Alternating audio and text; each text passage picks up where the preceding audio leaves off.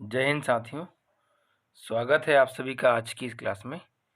आज की इस क्लास में हम हिंदी भाषा के संबंधित जो अन्य भाषाएं हैं जैसे पश्चिमी हिंदी, पूर्वी हिंदी, बिहारी हिंदी, राजस्थानी हिंदी, पहाड़ी हिंदी और ये कुल जो 22 बोलियां हैं, इन सभी को मिला के क्या बनती है, हमारी हिंदी भाषा बनती है। तो हिंदी भाषा के अंतर्गत जो 5 मुख्य हिंदियाँ होती हैं, ये पाँचों और जो अन्य 22 बोलियाँ होती हैं, इन सभी को हम एक-एक करके विस्तार से पढ़ते हैं, क्योंकि यह आपके सिलेबस में दी गई हैं और आपको इन्हें विस्तार से ही पढ़ना होगा। तो सबसे पहले हम जानते हैं इसमें पश्चिमी हिंदी के बारे में। सबसे पहले हम इसमें पश्चिमी हिंदी के बारे में बात करते हैं। तो सबसे पहले पश्चिमी हिंदी का जो विस्तार क्षेत्र है वह पश्चिम भारत में अंबाला से लेकर पूर्व में कानपुर की सीमा तक फैला हुआ है और उत्तर भारत में देहरादून से शुरू होता है और दक्षिण भारत में मराठी की सीमा तक फैला हुआ है। तो इस तरह हमें इसमें याद रखना है कि पश्चिमी भाषा सामान्यतः भारत के प्रत्येक क्षेत्र में बोली जाती है। आगे हैं पश्चिमी हिंदी की जो प्रमुख बोलियां हैं वह कौन कौन सी हैं, और ये बोलियां आपको याद रखना है क्योंकि ये सारी की सारी बोलियां हमारे एग्ज़ाम के लिए बहुत ज़रूरी हैं कि पश्चिमी हिंदी में कौन कौन सी बोलियां आती हैं। तो सबसे पहले आती है बांगरू। बांगरू को ही हम हरियाणवी बोली के नाम से जानते हैं। दूसरी है खड़ी बोली। खड़ी बोली का दूसरा नाम है कौरवी। उसके बाद अगली जो बोली है वह कौन सी है, ब्रज भाषा। आगे है इसमें बुंदेली भाषा, या आप कहेंगे बुंदेली, या इसी को आप बोल सकते हैं बुंदेलखंडी। नेक्स्ट है इसमें कन्नौजी। तो इस तरह से 5 कुल बोलियां हैं जो कि पश्चिमी भाषा के अंतर्गत बोली जाती हैं, या जो पश्चिमी हमारी हिंदी है उसके अंतर्गत कुल 5 बोलियां हैं जो कि आती हैं। अब हम आगे इसमें जानते हैं कि जो पश्चिमी हिंदी है इसकी जो प्रमुख विशेषता है वह क्या क्या है। तो सबसे पहली विशेषता है कि इसके उच्चारण में क्या है, खड़ापन। बोली से ही हम समझ सकते हैं क्योंकि इसमें जो बोलियां हैं सामान्यतः कैसी हैं, खड़ी बोलियां हैं। तो इसकी जो पूरी भाषा है हिंदी की, पश्चिमी हिंदी की, उसकी जो सबसे प्रमुख विशेषता है कि इसका जब उच्चारण करते हैं तो खड़ापन ज़्यादा उत्पन्न होता है इसमें। ए है और जो औ है ये दोनों क्या है, मूल स्वर के रूप में पढ़े जाते हैं। आगे है इसी में कि जो अड़ा है और जो श है, इन दोनों का जो उच्चारण है वह स्पष्ट तौर पर किया गया है इसमें। अगला है कि इस भाषा में अणा की जगह पर ना का उच्चारण करते हैं और शा की जगह पे इस वाले शा का उच्चारण करते हैं और ड की जगह पे रा का प्रयोग किया जाता है। तो हमें जो परीक्षा के लिए याद करनी है विशेषता, और एक तो आपके लिए ये है कि पश्चिमी हिंदी में मूल स्वर कौन कौन से हैं। तो एक तो है ऐ और एक कौन सा है औ। दूसरी जो बात है कि जब अलग अलग वर्णों को हम एक साथ बोलते हैं, अणा का उच्चारण ना में, इस सा का उच्चारण शा में, इस डा का उच्चारण रा में किया जाता है। तो ये इतनी बात हमें इसमें पश्चिमी हिंदी में याद रखनी है। नीचे देख लीजिए आप इसको।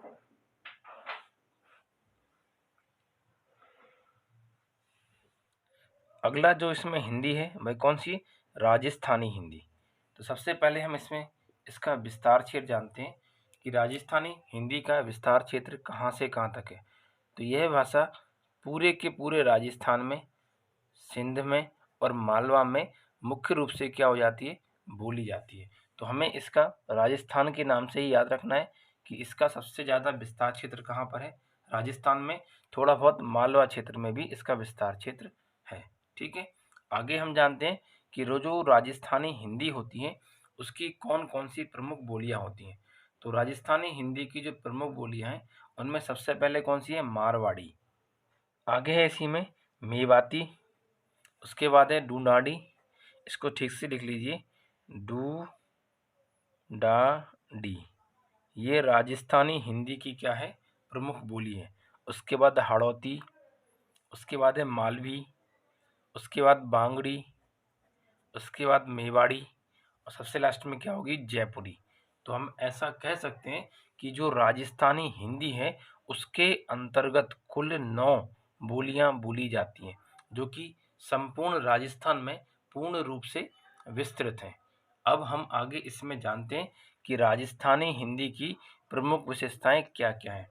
तो सबसे पहली विशेषता है, इस भाषा में टा वर्ग की क्या है, प्रधानता है। अब टा वर्ग क्या होता है?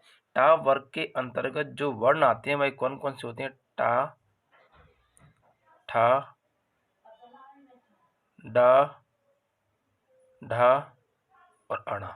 तो इन 5 वर्णों की राजस्थानी भाषा में क्या है, सबसे अधिक प्रधानता है, मतलब ये सबसे ज़्यादा उसमें प्रयोग किए जाते हैं। कि इस भाषा में को के स्थान पर नए, आगे से के स्थान पर शु, आगे का की के स्थान पर क्रमशः रो री री रो रा री अथवा को का की का प्रयोग करते हैं। अगला बिंदु है इसी का कि इस भाषा के बहुत से सर्वनाम शब्द ब्रज भाषा से मिलते हैं।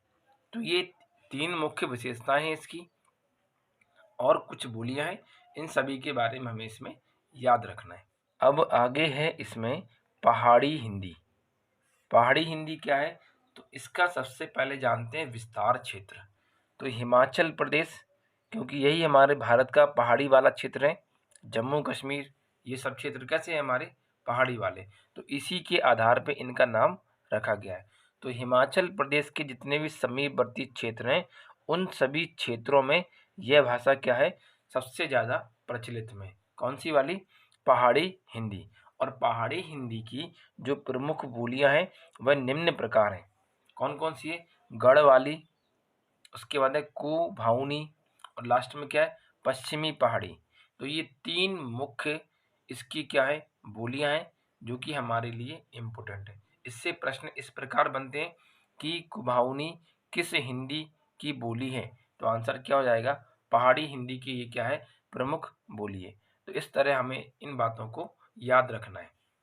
आगे हम इसमें पहाड़ी हिंदी की प्रमुख विशेषताओं के बारे में बात करते हैं। सबसे पहली जो विशेषता है वह क्या है कि इस भाषा में अनुनासिक स्वरों की प्रधानता होती है। अनुनासिक स्वर क्या होते हैं? ऐसे स्वर जिनके ऊपर चंद्र बिंदु का, ये जो जो बिंदी होती है अनुस्वार, उसका प्रयोग किया जाता है। सामान्यतः इसके अंतर्गत इंगा खाली, इया, अणा, ना और मा वर्णों की प्रधानता की जाती है या उपयोग किया जाता है। इनके ही स्थान पर हम बिंदी का प्रयोग करते हैं, और इस बिंदु को ही हम क्या बोलते हैं? अनुनासिक कहते हैं। ठीक है। दूसरा है कि इस भाषा के वर्ण राजस्थानी भाषा से मिलते हैं।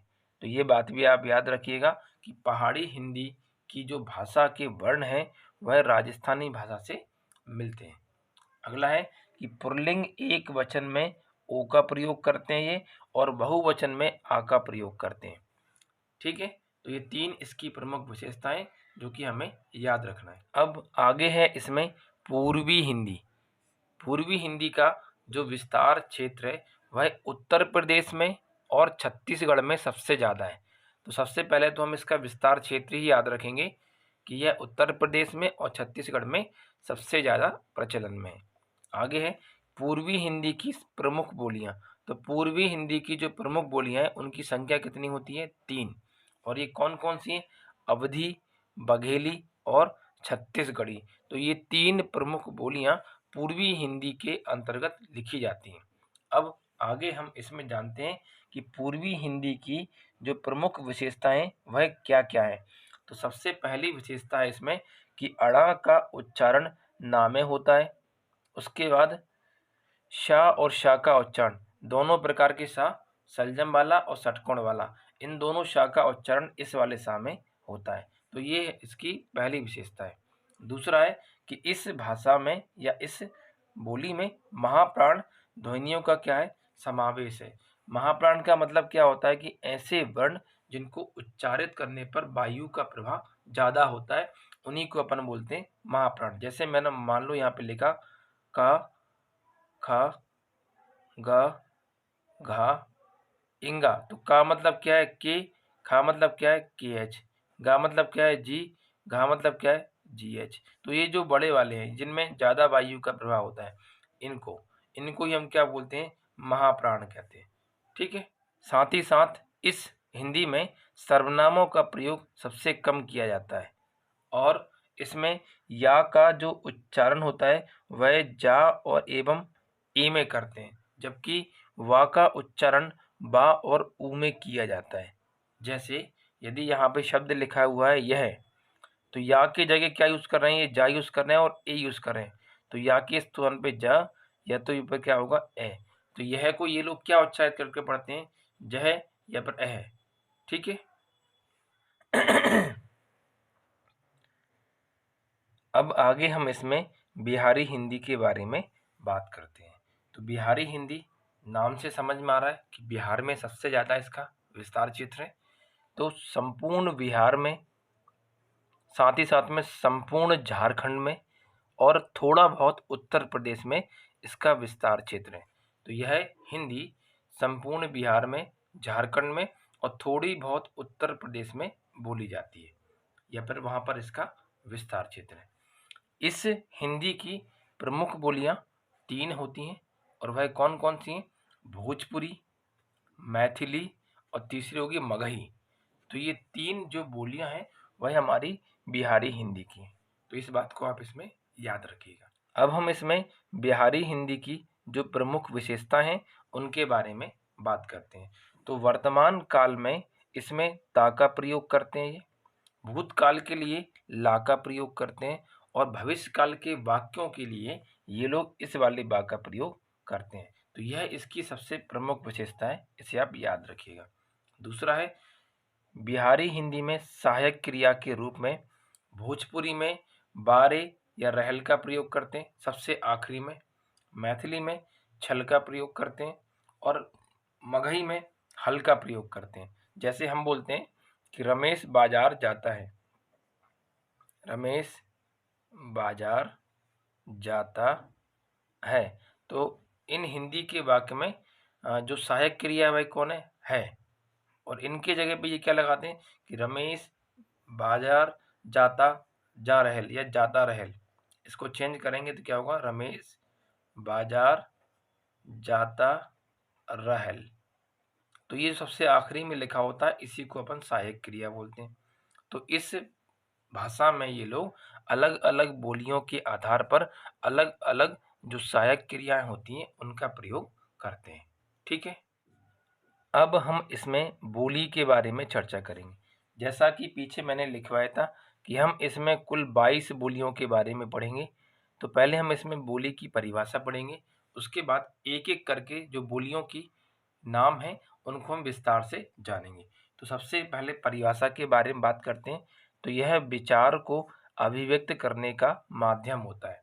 हमारे मन में जो भी विचार है उसे यदि हम बाहर निकाल के प्रस्तुत कर रहे हैं या बोल रहे हैं, उसी को व्यक्त करने का जो माध्यम है वह क्या कहलाता है, बोली कहलाता है। और बोली का जो विस्तार क्षेत्र होता है वह हमेशा कैसा होता है, सीमित होता है, मतलब कम क्षेत्र में होता है, कुछ निश्चित क्षेत्र में ये सिमट कर रह जाता है। तो बोली का विस्तार क्षेत्र हमेशा सीमित माना गया है। ठीक है। तो इस परिभाषा को ही हम क्या कहते हैं, बोली कहते हैं। सामान्यतः स्थानीय व्यवहार में प्रयुक्त होने वाली भाषा को भी हम क्या कहते हैं, बोली कहते हैं। स्थानीय व्यवहार मतलब जहाँ हम रह रहे हैं, हमारा ग्राम या हमारा शहर, जिस क्षेत्र में भी आप रह रहे हैं और जो भी भाषा आप बोल रहे हैं वही आपकी क्या कहलाती है, बोली कहलाती है। बोली का कोई भी लिखित और साहित्यिक रूप नहीं मिलता है। ठीक है। तो इस बात को आप इसमें याद रखिए। अब हम आगे इसमें जानते हैं कि हिंदी की जो प्रमुख बोलियां हैं जो कि कुल 22 हैं, उनको एक एक करके हम चर्चा से पढ़ते हैं। सबसे पहली बोली है खड़ी बोली। खड़ी बोली को ही हम कौरवी बोली के नाम से जानते हैं। ठीक है। इसका पहला बिंदु है, इस बोली का विकास सौर सैनी अपभ्रंश से हुआ है। किस अपभ्रंश से हुआ है, सौर सैनी से। इस बोली का नामकरण लल्लू लाल जी ने 1803 में प्रेम सागर की भूमिका में किया था। तो ये व्यक्ति का नाम याद रखना आप। आगे है इसमें, इस बोली से ही हिंदी भाषा का जो मानक रूप है वह क्या हुआ है, विकसित हुआ है। तो वह ऐसी कौन सी बोली है जिससे हमारी जो हिंदी भाषा है उसका मानक रूप विकसित हुआ है? तो वह आंसर क्या होगा? खड़ी बोली या फिर कौरवी बोली। आगे है अन्य नाम। ये नाम आप याद रखना, एग्जाम में पूछे जाते हैं। अन्य नाम कि खड़ी बोली का एक और नाम क्या है? तो खड़ी बोली को ही हम हिंदुस्तानी बोली या फिर सर हिंदी बोली के नाम से जानते हैं। और इस बोली का जो विस्तार क्षेत्र है वह दिल्ली, मेरठ, देहरादून, पटियाला और उत्तर प्रदेश में देखने को मिलता है। आगे है अगली बोली ब्रजभौली।